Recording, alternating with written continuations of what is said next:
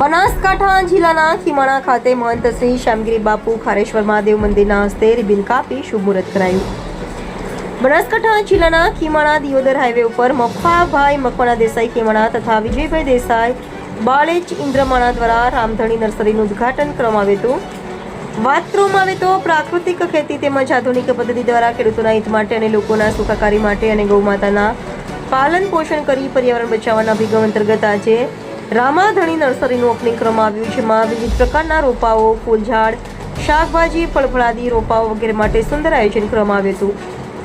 આ પ્રસંગે બનાસકાંઠા જિલ્લાના આગેવાનો, ડેલિગેટો, સરપંચો, ગ્રામ્ય વિસ્તારની જનતા, ભુવાજીઓ તેમજ પધારેલ તમામ મહેમાનોનું મળકાભેર સ્વાગત કરી ફુલાર તેમજ શાલ ઉડાડી કંકુ તિલક ચોખાથી સ્વાગત કરવામાં આવ્યું હતું। આ પ્રસંગે આવનાર મહેમાનોએ રામધણી નર્સરીના સંચાલકોને આશીર્વચન આપ્યા હતા।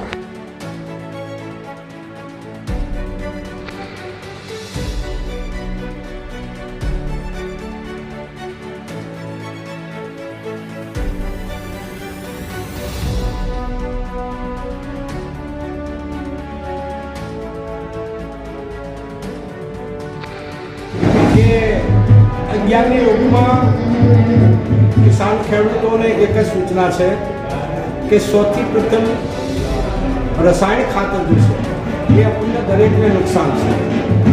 એનાથી કેન્સર પણ બને છે, અન્ય રોગ પણ બને છે। આ રોગોને મિટાવવો તો જમીનના સંશોધન કર્યા પહેલાં પશુપાલન કરો। ગાય એટલે દેશી ગાયનો જેટલો છાણિયો ખાતર હશે એનાથી જમીનમાં જો વિકાસ થાય એટલો રાસાયણ ખાતરથી કોઈ દાડે વિકાસ થાય નહીં। તમે શાંતિસર જીવી શકો તો એક જ ઉપાય છે કે નવું સંશોધન, દેશી ગાય પાલો, દેશી ગાયને સાથે સાથે એને દૂધનું વિતરણ કરો, તમે ખાઓ, તમારે બાળકોને ખવડાવો और એના પછી શુદ્ધતાથી જીવન જીશો તો જ આ રોગો વધશે, નહીં તો પછી આપણે ચાલુ જ રહેવાના છે। બોલો ધરતી માત બોલો।